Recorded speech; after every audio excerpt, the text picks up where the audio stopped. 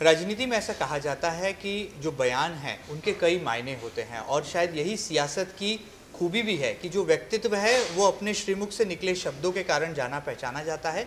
और हम भारत देश की राजनीति की जब बात करते हैं तो भारतीय जनता पार्टी के परिदृश्य में कद्दावर नेता हैं।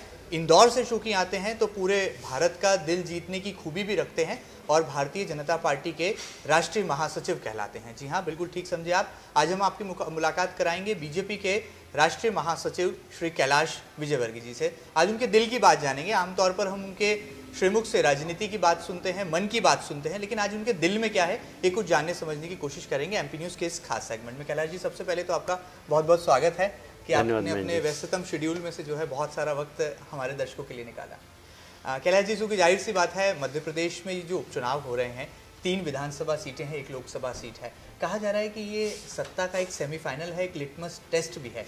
क्या वाकई में, चूँकि आप भी हाल ही में रोड शो करके लौटे हैं, किस तरह से देख रहे हैं एमपी की सियासी हवाओं का रुख आप? देखिए, नैरेटिव कुछ भी बनाएं आप जी, और वास्तविकता तो वास्तविकता होती है। जी, अगर हम सारी विधानसभाओं का और लोकसभा का हम इलेक्शन करें तो लोकसभा में ये बात सही है कि वहाँ भारतीय जनता पार्टी हमेशा जीतती आई और वहाँ जीतेगी भी।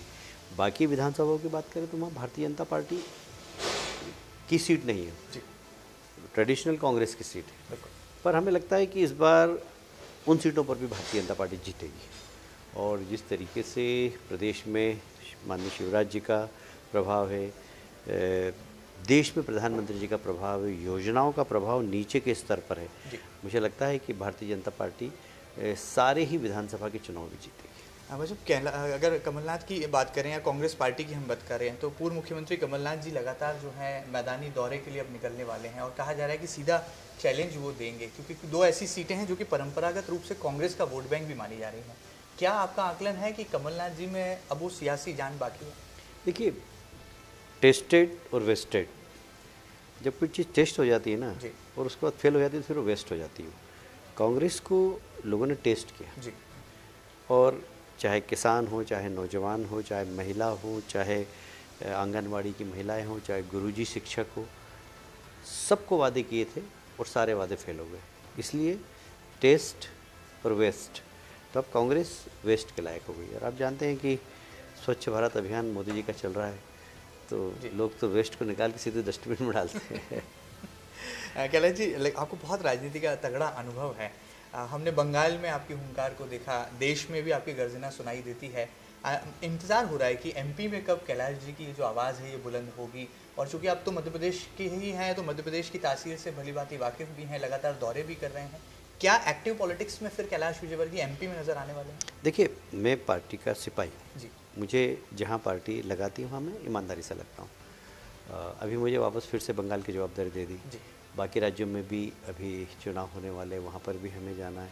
एक महामंत्री की हैसियत से बहुत सारी पार्टी के संगठन का काम रहता है, वहाँ पर भी थोड़ी व्यस्तता रहती है।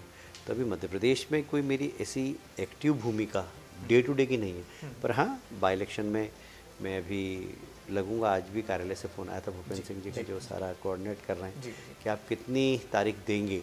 तो मैंने कहा आप बता दीजिए, मैं देख कर बताऊँगा। तो जहाँ पार्टी की ज़रूरत जब मध्य प्रदेश में होती है तो वहाँ जाता हूँ मैं। अभी जोपुट होकर आया, कल बढ़वा होकर आया, तो और भी अभी कुछ लोगों से कुछ जगह से अभी वापस कि आप आइए, तो मैं देखूँगा समय के अनुसार जैसे अनुकूलता होगी जाऊँगा। जब तो ज़रूरत पड़ती है जब मध्य प्रदेश में जरूर काम करूँगा। मतलब आप संकट मोचन की भूमिका में खड़े रहते हैं? संकट मोचन नहीं, कार्यकर्ता की भूमिका। कार्यकर्ता का काम ही है कि जब भी पार्टी को आवश्यकता लगे लग जाओ। कैलाश जी, एक सवाल और मेरे जहन में था। हमने ऐसा पढ़ा है, ऐसा देखा है, पुराणों में कथन भी है कि सृष्टि की रचना ब्रह्मा विष्णु महेश ने की है। एमपी की सियासत में भी 3 ऐसे चेहरे हैं जो कि इस किरदार के इर्द गिर्द नजर आते हैं। एक है मुख्यमंत्री शिवराज सिंह चौहान, दूसरे हैं अब आपकी पार्टी के बड़े नेता केंद्र में मंत्री ज्योतिरादित्य सिंधिया, और तीसरे हैं वीडी शर्मा जी। क्या वाकई में ये त्रिशक्ति जो है बीजेपी का कमल खिलाने के लिए काफ़ी है मध्य प्रदेश में? देखिए, सृष्टि से आप भारतीय जनता पार्टी की तुलना मत कीजिए। सृष्टि के रचिता में दिव्य शक्ति हैं, इसलिए वो सृष्टि की रचना करते हैं। तो भारतीय जनता पार्टी एक डेमोक्रेटिक पार्टी है और हमारे यहाँ कलेक्टिव लीडरशिप है। और इसलिए कोई ये कहे कि भारतीय जनता पार्टी मेरे ऊपर है तो ऐसा बिल्कुल भी नहीं है। हमारे यहाँ कलेक्टिव लीडरशिप है, स्टेट में भी, राज्यों में भी, डिस्ट्रिक्ट में भी। डिस्ट्रिक्ट में भी अगर कोई अध्यक्ष सोचे कि मैं कोई इसका मालिक हूँ तो ये संभव ही नहीं है। हमारे लोगों से चर्चा करते हैं और उसके बाद निर्णय लिए जाते हैं। इसलिए आपका नज़रिया एक पत्रकार की हैसियत से है, पर वास्तविक स्थिति ये है कि बीजेपी एक डेमोक्रेटिक पार्टी है जिसमें आंतरिक डेमोक्रेसी, हम अपनी बात हमारे नेता से कह सकते हैं और हमारे नेता सुनते हैं। तो ये भारतीय जनता पार्टी की विशेषता है। अभी भाजपा वो भाजपा नहीं रही भाई साहब जो एक ज़माने में हुआ करती थी। अब फैसले हो जाते हैं, बड़े चौंकाने वाले फैसले हो जाते हैं। क्या इससे कोई अचंभा होता है या ये कि एक प्राकृतिक, एक कहा जाता है वास्तविक प्रक्रिया है? देखिए, आप लोगों को लगता है कि चौंकाने वाला निर्णय, क्योंकि आप लोग पुराने समय से एक अंदाज़ लगाते रहते हैं कि ये हो गया, और उसमें से 2, 4, 5 में से एक अच्छी हो जाती है। तो हमने तो पहले ही कहा था, हमने तो पहले ही लिखाया था, हमने तो पहले ही दिखाया था। आजकल ब्रेकिंग न्यूज़ का बड़ा फैशन हो गया कि हमने तो पहले ही ब्रेकिंग न्यूज़ में बता दिया था, इसलिए आपको लगता। बाकी ये बात सही है कि निर्णय कई भारतीय जनता पार्टी में चौंकाने वाले होंगे, पर उसके पीछे ऐसा एक भी निर्णय नहीं जिसमें पार्टी का हित, कार्यकर्ताओं का हित और आइडियोलॉजी से कंप्रोमाइज़ किया गया। सारे निर्णय हमारी जो एक परंपरा है उसके अनुसार। कैलाश जी को कहीं हम मिस करते हैं। बीजेपी के कार्यकर्ताओं की आवाज़ आती है बार बार। कहा जाता है कि जिस तरह से आप जो फैसले लेते थे या जो क्रांतिकारी आपका एक सियासी स्टाइल है, उसका अभाव मध्य प्रदेश में दिखाई देता है। क्या आप इसको महसूस करते हैं? ऐसा है कि कोई भी व्यक्ति को एक स्थान छोड़ता है तो उसका स्थान कोई दूसरा व्यक्ति ले नहीं सकता है। मोदी जी ने गुजरात छोड़ के दिल्ली चले गए तो गुजरात के लोग मिस करते हैं उनको, अरे मोदी जी रहते तो ऐसा हो जाता है। अब बाकी कार्यकर्ता भी वहाँ पर काम कर रहे हैं, पर व्यक्ति विशेष से लोगों को लगाव हो जाता है तो लोग मिस करते हैं। कुछ लोग खुशी भी मनाते होंगे कि अच्छा है कैलाश जी मध्य प्रदेश में नहीं है। तो ये तो चलता है, इसमें कोई खास बात नहीं। पर एक कार्यकर्ता की हैसियत से जिस कार्यकर्ता को जहाँ पर जो जवाबदारी मिले वहाँ पर उसको ईमानदारी से काम करना चाहिए, और मैं ऐसी कोशिश करता हूँ। अच्छा, एक सवाल मेरे जहन में था। बीजेपी के कार्यकर्ताओं का ये कॉन्फिडेंस तो है कि मिशन 2024 हम नरेंद्र मोदी जी के नेतृत्व में लड़ने वाले हैं, लेकिन मिशन 2023 को लेकर थोड़ा संदेह है। कहा जा रहा है कि शिवराज जी नहीं होंगे, कोई और चेहरा होगा। क्या इन अटकलों पर कोई आपको लगता है कि कयास हैं केवल? देखिए, इसमें कोई दम नहीं। देखिए, हमारे यहाँ मैंने फिर कहा कि कलेक्टिव लीडरशिप जी, और शिवराज जी मुख्यमंत्री रहें तो भी सिर्फ शिवराज जी के ही नेतृत्व में चुनाव होंगे ऐसा नहीं। प्रदेश अध्यक्ष होंगे, हमारी चुनाव समिति होगी, हम लोग सामूहिक रूप से निर्णय लेते हैं जी। ये बात सही है कि कुछ चेहरे हम आगे कर देते हैं पार्टी की रणनीति के अनुसार, जहाँ पर जैसी रणनीति उस चेहरे को हम आगे कर देते हैं। बाकी भारतीय जनता पार्टी में जो भी निर्णय होते हैं वो सामूहिक निर्णय है, ये हमारी एक पार्टी की विशेषता है। ऐसा भी कहा जा रहा है, राजनीतिक विश्लेषकों का आकलन है कि जो नई पीढ़ी का पदार्पण है वो देखने को मिल रहा है भाजपा में। नई पीढ़ी आगे आ रही है और पुरानी पीढ़ी मार्गदर्शक बनती जा रही है। क्या ये सही माना जाए इस आकलन को? देखिए, ये आज की हमारी रणनीति नहीं जी। भारतीय जनता पार्टी ने हमेशा परिवारवाद से दूर रहे, व्यक्तिवाद से दूर रहे, और जो एक्चुअल लीडरशिप है उसको आगे बढ़ाया है। यदि आप देखेंगे, पुरानी नंबर 1 की लीडरशिप थी हमारी, तो माननीय अटल जी थे, माननीय अडवाणी जी थे, माननीय डॉक्टर मुरली मनोहर जोशी से, माननीय सुंदर सिंह जी भंडारी थे, एक अलग लीडरशिप थी। सेकंड लाइन में फिर अरुण जेटली जी आए, सुषमा जी आए, अनंत कुमार जी आए, और एक सेकंड लीडर। अब तीसरे चरण की लीडरशिप आई तो अमित भैया आए, रविशंकर जी आए, बाकी एक अलग लीडरशिप हो गई। ऐसे क्रमशः लीडरशिप नई डेवलप होती रहती। अब चौथी पीढ़ी भी अभी से हमारी पार्टी तैयार कर रही सभी, जो आपने गुजरात में देखा होगा, एकदम नए चेहरों को आगे बढ़ाया है। तो ये पार्टी की रणनीति रहती, क्योंकि हमारी पार्टी कोई परिवारवाद वाली कांग्रेस की जैसे तो है नहीं कि गांधी परिवार की कोई सदस्य बनेगा, ये तो बात तो है नहीं। इसलिए भारतीय जनता पार्टी की विशेषता यही है कि एक चाय बेचने वाला भी देश का प्रधानमंत्री बन सकता है। मेरे ऐसा मील में काम करने वाले मजदूर का बेटा भारतीय जनता पार्टी का राष्ट्रीय महामंत्री बन सकता है। तो ये सिर्फ अगर है तो भारतीय जनता पार्टी। आपने गांधी परिवार की बात की है कैलाश जी, मेरे मन में एक सवाल आया है। हाल ही में कांग्रेस के युवराज राहुल गांधी का एक बयान आया है। उन्होंने कहा है कि जब उन्होंने कमलनाथ जी और अशोक गहलोत जी को फ़ोन किया कि आपको मुख्यमंत्री बनाया जा रहा है, तो उनकी प्रतिक्रिया सहज थी, सामान्य थी। लेकिन जब उन्होंने पंजाब के मुख्यमंत्री के लिए गिन्नी जी का चयन किया तो उनकी आंखों में आंसू थे। तो बोले ये कांग्रेस ही कर सकती है, ऐसा कभी भाजपा में नहीं दिखाई देगा कि कोई अल्पसंख्यक मुख्यमंत्री बन जाए, कोई महिला मुख्यमंत्री बन जाए, या कोई दलित को इतना बड़ा पद दे दिया जाए। क्या उनकी बातों में सच्चाई आपको नजर आती है? अब बताइए, अभी देश का राष्ट्रपति कौन है? बिल्कुल रामनाथ कोविंद। किस वर्ग से आते हैं? बिल्कुल ठीक बात। इसके पहले राष्ट्रपति कौन था? बिल्कुल ठीक है। कौन था? तो क्या माना जाए वैसे? डॉक्टर कलाम प्रणब साहब, मुखर्जी जी, कलाम कलाम साहब, साहब, डॉक्टर प्रणब मुखर्जी कलाम साहब को किसने राष्ट्रपति बनाया? जी वो अल्पसंख्यक से आते हैं, जी ये दलित से आते हैं। आपके प्रश्न का उत्तर तो ये हो गया। तो भारतीय जनता पार्टी तो देश के सर्वोच्च पद पर इनको बैठा चुकी है, तो अब राहुल जी की बात का मैं क्या जवाब?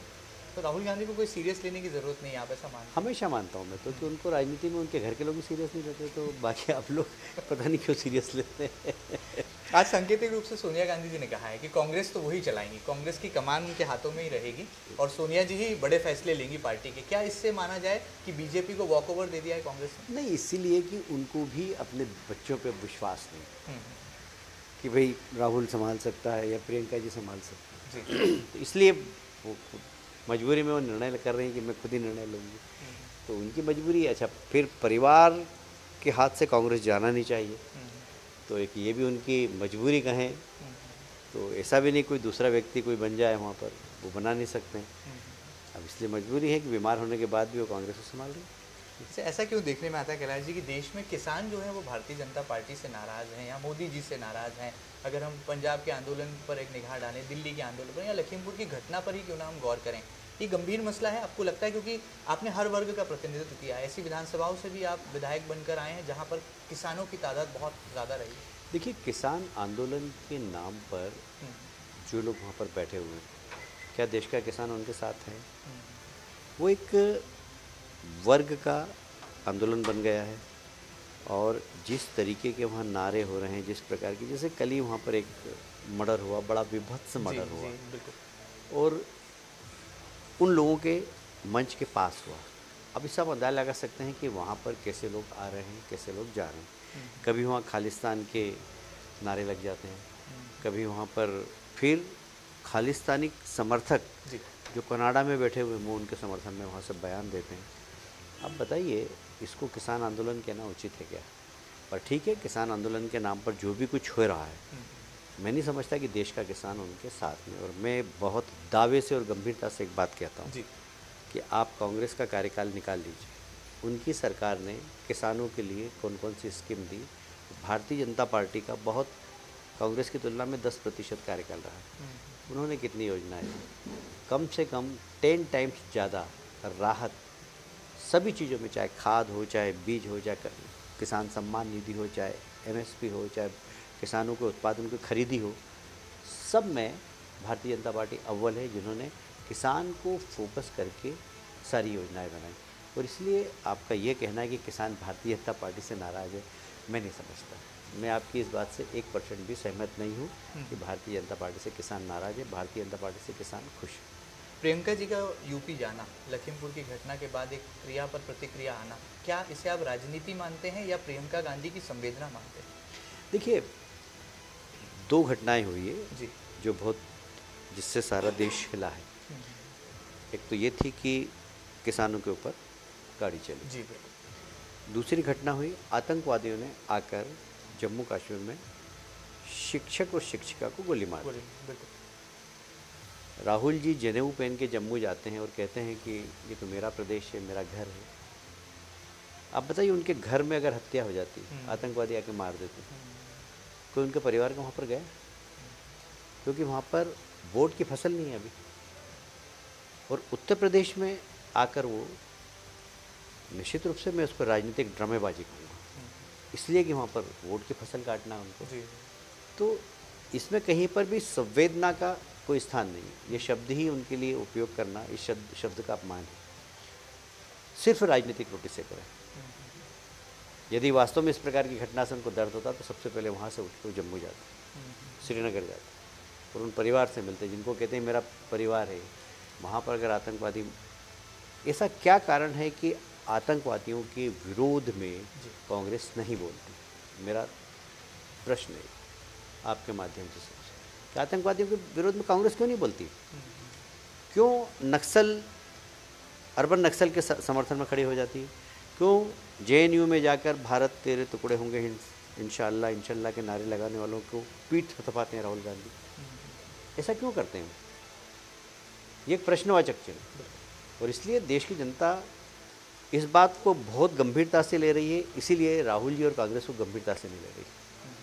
एक सवाल भाई साहब, आम आदमी के मन का सवाल है और मुझे ऐसा लगता है कि एक आम आदमी के साथ साथ हमारी भी कहीं ना कहीं एक पीड़ा, एक संघर्ष को बढ़ाने वाला सवाल है। ये सवाल ऐसा है कि पहले कोरोना डराए जाता है और अब महंगाई डायन खाए जाता है। पेट्रोल डीजल के दाम लगातार बढ़ रहे हैं, महंगाई से जो है एक आम आदमी का संघर्ष हो रहा है और इस कोरोना के विपरीत हालात में व्यापार, अर्थव्यवस्था ठप्प पड़ी है। एक राजनेता होने के नाते, एक इंदौरी होने के नाते, भारतीय जनता पार्टी के जिम्मेदार पदाधिकारी होने के नाते क्या आप मानते हैं इस संघर्ष से कैसे निकलेगी आम जनता? देखिए, पहले दुनिया बहुत बड़ी थी जी। संसाधन इतने नहीं थे, आवागमन इतना अच्छा नहीं था, संचार के साधन इतने अच्छे नहीं थे और इसलिए दुनिया बहुत बड़ी थी। अब दुनिया बहुत छोटी हो गई। किसी को अमेरिका बात करना है तो 1 मिनट में आपके सामने बात करते वीडियो कॉन्फ्रेंसिंग से एक दूसरे से चेहरे देख के बात कर सकते हैं। सामान क्या है वो देख लेता है, वहीं पर भाव का बार्गेनिंग कर लेता है। अब दुनिया में महंगाई किसी एक देश में नहीं बढ़ सकती। अब दुनिया में महंगाई बढ़ेगी तो सारी दुनिया के अंदर बढ़ेगी और इसलिए जो ग्लोबल इफ़ेक्ट है जी महंगाई का वो सब दूर पड़ रहा है। आप समझ रहे हो कि भारत में महंगाई हो गई और कनाडा सस्ता हो गया, अमेरिका सस्ता हो गया, तो इम्पॉसिबल है। नहीं तो लोग वहाँ से मंगा लेंगे सामान। भारत में अगर महंगा होगा ना तो वहाँ से मंगा लेंगे लोग 1 मिनट के अंदर। इसलिए इसको अब आप रोक नहीं सकते। सवाल ये है कि जब इस महंगाई से प्रभावित लोग सबसे ज़्यादा कौन है, तो गरीब व्यक्ति। तो ये सरकार का डायनेमिक निर्णय है कि हमारे देश के गरीब लोगों को प्रति व्यक्ति 5 किलो अनाज सरकार फ्री देगी। तो ये जो इफ़ेक्टेड लोग हैं जिनकी संख्या 80 करोड़ है, उनको सरकार सुविधा दे रही है।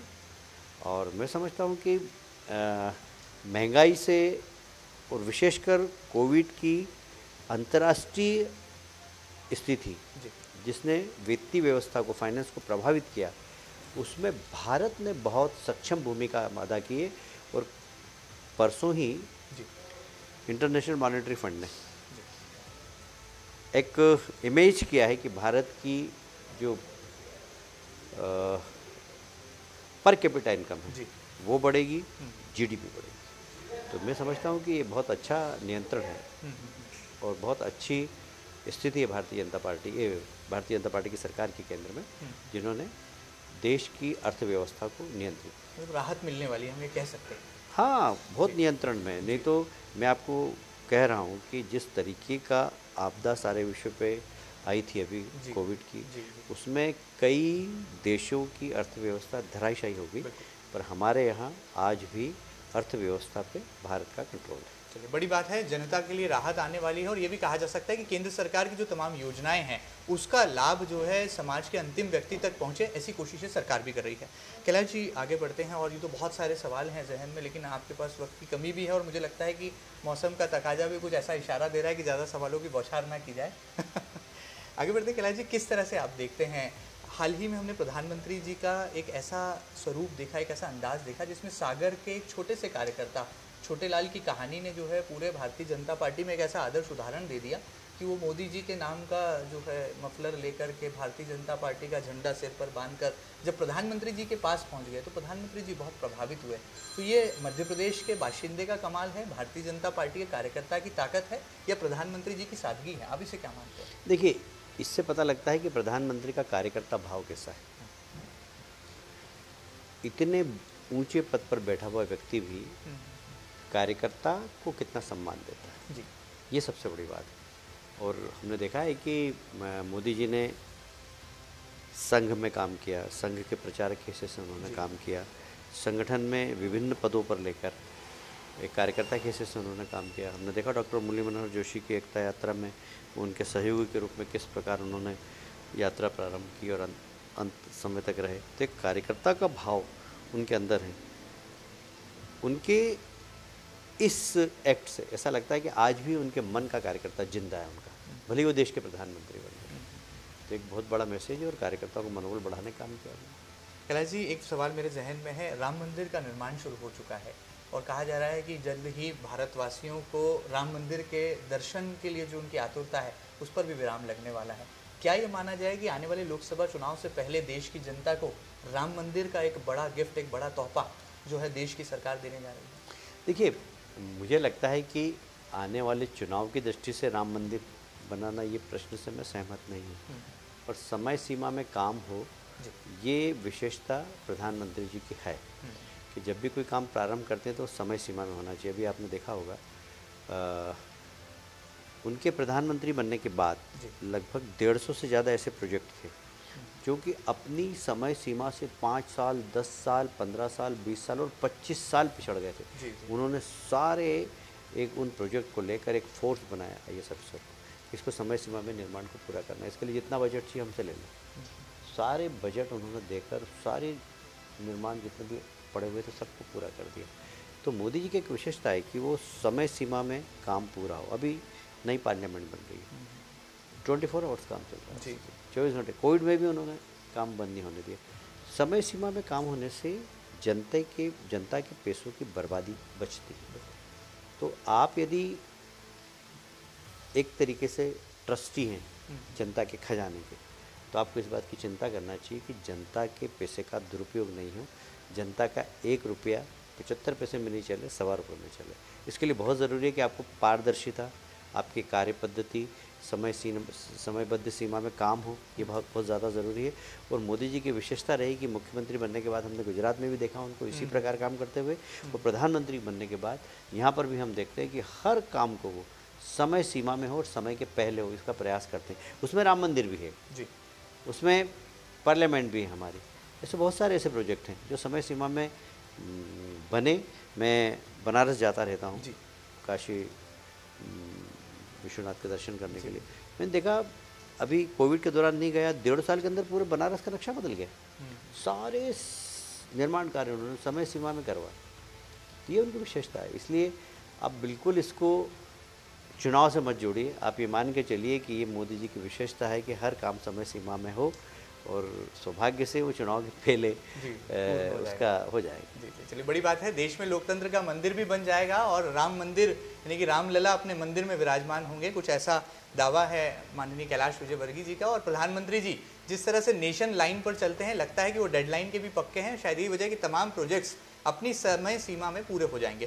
कैलाश जी, आपका भविष्य के बारे में क्या आकलन है? आपका भविष्य क्या है? लोग कहते हैं कि जो भगवा दुपट्टा आप ओढ़ते हैं, ये आने वाले समय में पूरा कलेवर ही हो जाएगा। मतलब संत का जीवन जीने वाले हैं। हनुमान जी के मूर्ति का आपने स्थापना की है। इंदौर के जो हनुमान अब तो देश विख्यात हो गए हैं। कई बड़ी हस्तियां यहाँ आती हैं, कोई दिल्ली से आता है, कोई देहरादून से आता है, कोई बंगाल से आता है, अलग अलग राज्यों से लोग यहाँ आते हैं दर्शन करने। ये हनुमान जी का सानिध्य है। और राजनीति, क्या ये आने वाले भविष्य में किसी संत की राह पर तो नहीं जाने वाले हैं? नहीं, देखिए, ऐसा है कि आदमी को अपने जीवन के बारे में सोच लेना चाहिए कि हमको कितने दिन तक क्या काम करना। तो ये बात सही है कि मैं राजनीति बहुत लंबे समय तक नहीं करने वाला हूँ, कि मेरे को 100 साल तक राजनीति के लिए मैं अपना समय मैंने अपना तय कर रखा है कि इतने साल राजनीति करना, उसके बाद फिर इसके बाद फिर अपने एक अलग दुनिया में जाना। तो उस वक्त आने पर उसकी भी घोषणा करूँगा। पर हाँ, ये बात सही है कि मेरा आध्यात्मिक के प्रति रुचि है जी, और मैं अपने जीवन के अंतिम पड़ाव में इस दुनिया में जाऊंगा एक बार। बड़ी बात है। मन में विचार है तो कहा जाता है कि वो सदाचार होता है। और ये भी कहा जाता है कि जीवन का यदि कोई लक्ष्य बना लिया जाए तो कैलाश विजयवर्गीय जैसे जो व्यक्तित्व हैं उस लक्ष्य को ज़रूर हासिल कर लेते हैं। कैलाश जी, बहुत सारा वक्त लिया। आकाश जी के बारे में थोड़ी बात इसलिए करूँगा क्योंकि अब आपकी राजनीतिक विरासत को वही गति दे रहे हैं। उनकी विधानसभा जो कि इंदौर का दिल है, कैसे वो इंदौर की जनता का दिल जीत रहे हैं, विकास की गंगा भी बहा रहे हैं। और आपने तो जनता से रिपोर्ट कार्ड एक कार्यक्रम में मांग लिया, तो क्या वाकई में माना जाए कि आकाश जी पूरे तरह से आपके पद चिन्हों पर चल रहे हैं? देखिए, एक कार्यक्रम था जो केंद्र से आया था जी। मैंने नगर अध्यक्ष गौरव रणदीव जी से कहा, उनका फ़ोन आया तो मैंने कहा आप मेरा कार्यक्रम रख दीजिए जी। पर मुझे पता होता कि वो 3 नंबर में रखने वाले हैं तो मैं नहीं जाता उस कार्यक्रम में जी। तो मैं गया वहाँ, और जाने के बाद मैंने देखा कि काफ़ी बड़ी संख्या में लोग थे। तो उनके विधायक बनने के बाद किसी सार्वजनिक कार्यक्रम में 3 नंबर में पहली बार गया था। तो मैंने ऐसे ही जनता से पूछ लिया कि आकाश जी के काम से आप संतुष्ट हैं क्या? तो मुझे प्रसन्नता हुई कि लगभग 100% लोगों ने कहा कि वो बहुत अच्छा काम कर रहे हैं। उसके बाद भी फिर अलग अलग लोगों से मैंने छानबीन की, तो लोगों का कहना है कि बहुत पोलिंग बूथ के कार्यकर्ता से उनका संपर्क है, और कोविड के दौरान उन्होंने अद्भुत काम किया, ऐसा सब लोगों ने मुझे फीडबैक दिया। तो मैं कह सकता हूँ कि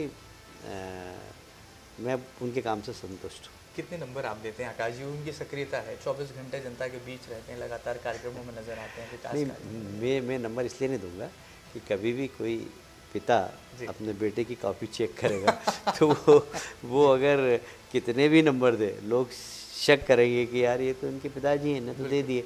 इसलिए कोई नंबर मैं नहीं दूंगा, पर हाँ इतना ज़रूर कहूँगा मैं कि मुझे संतुष्टि है जिस प्रकार से वो काम कर रहे हैं। जाते जाते पिछले दिनों हमने सुना था कि मध्य प्रदेश में टाइगर हैं बहुत सारे। कोई टाइगर कहता है कि टाइगर अभी जिंदा है, जरा रुकिए। विपक्षी कांग्रेस दल को कई बार ललकारते हैं। और एक टाइगर जो कि आप कहे जाते थे वो बंगाल में अब दहाड़ रहे हैं।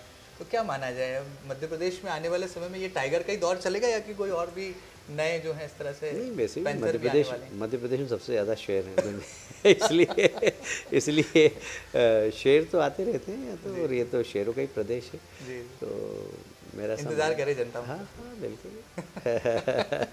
कैलाश जी, आपके दिल की बात जान रहे हैं, बहुत कम ऐसे मौके हैं। जाते जाते क्या कहेंगे? आपने इंदौर को विकास की एक सही दिशा भी दी, आप इंदौर के मेयर भी रहे, सरकार में कैबिनेट मंत्री रहे, उद्योग मंत्रालय देखा, नगरीय प्रशासन देखा, लोक निर्माण देखा, सड़कों का जाल बिछाया। एक बड़ा नेटवर्क मध्य प्रदेश में आपके साथ, आपके पीछे चलता है। आज भी फॉलोअर्स सबसे ज़्यादा आपके पास हैं, लोकप्रियता में अव्वल माने जाते हैं। क्या लगता है आपके दिल में क्या है, कौन सी कसक बाकी रह गई? और इंदौर के विकास की जब कहानी आप देखते हैं पीछे पलट कर, तो लगता है कि जो इंदौर आपने कई सालों पहले जिसकी कल्पना की थी वो साकार हो गया?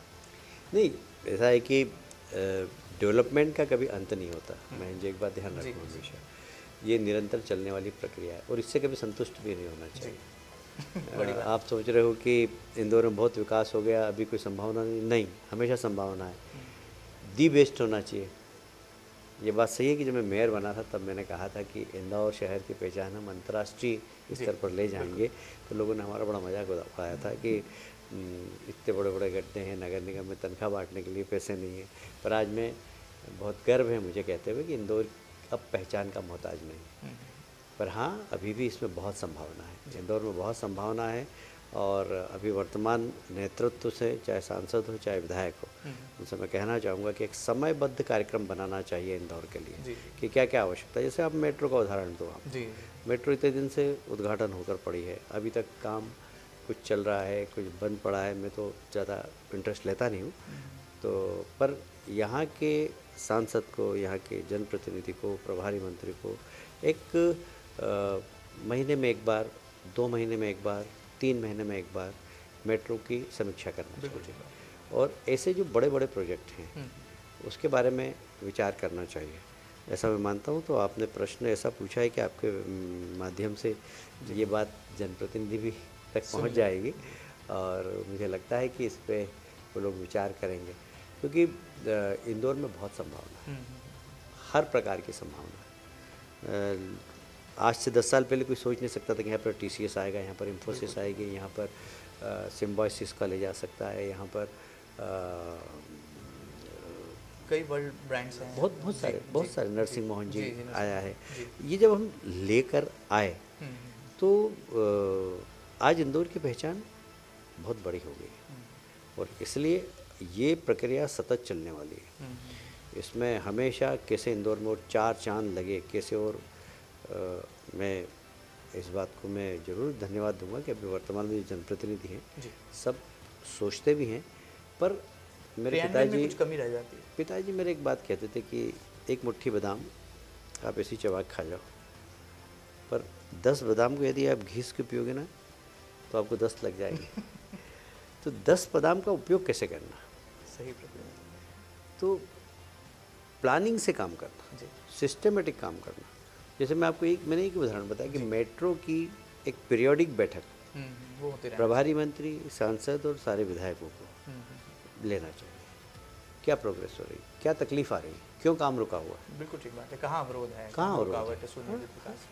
अभी मतलब मैं ज़्यादा बोलता नहीं क्योंकि मैं जनप्रतिनिधि हूँ नहीं इंदौर का। अनप्लान्ड कभी भी आप जाके मकान तोड़ देते हो, भाई आखिर आप नागरिकों की सुविधाओं के बारे में सोचो कि अभी दिवाली है, त्यौहार है, उनको धंधा करना है, 2 महीने बाद हो जाएगा। अब आप शहर का विकास करना है, आपको अतिक्रमण हटाना है, तो आप समय देखिए कौन से समय में हटाना चाहिए। मानवीयता का पहलू होना चाहिए, थोड़ा सा व्यवहारिक पहलू होना चाहिए। पिछली दिवाली पे मैंने देखा था कि पिछली दिवाली पे वो वहाँ तोड़ दिया था तिलक नगर से वालीपुर और दिवाली के पहले। बिल्कुल अभी भी दिवाली पे कुछ तोड़फोड़ चल रही है। मैं साधारणतः बोलता नहीं हूँ, आपने बोला तो बता दिया कि जनप्रतिनिधियों को इस बात का ध्यान देना चाहिए कि अधिकारी कोई भी काम कर रहे हैं, कैसा भी निर्णय करना है, कब निर्णय करना, बड़ी बात है, इसके ऊपर सोचना चाहिए। बहुत बहुत शुक्रिया कैलाश जी। जाते जाते भारत का दिल कहा जाता है एमपी को, और एमपी का दिल है इंदौर, जो कि धड़कता है। किस तरह से आप अपने दिल की बात भारत के दिल वासियों को यानी कि एमपी वासियों को देंगे और इंदौर वासियों को देंगे, जो कि आपका अपना शहर है, जिसको आपने सजाया है, संवारा है और सुनियोजित विकास की धारा से जोड़ा है? इस प्रश्न का उत्तर मैं पहले वाले फिर भी उत्तर आपके में दे दिल की चुका बात हूँ। क्या, संदेश मैंने क्या है? कहा ना कि इंदौर में मेरी आत्मा बसती जी।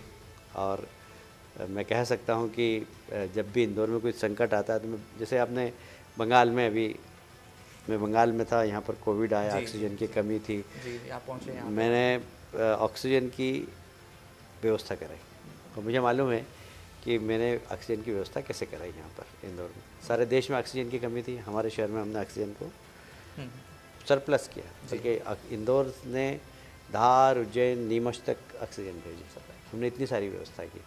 तो जब भी कभी इंदौर में ऐसा होता है तो लगता है कि कुछ करना चाहिए। तो इंदौर के लिए तो मैं कुछ भी कर सकता हूँ।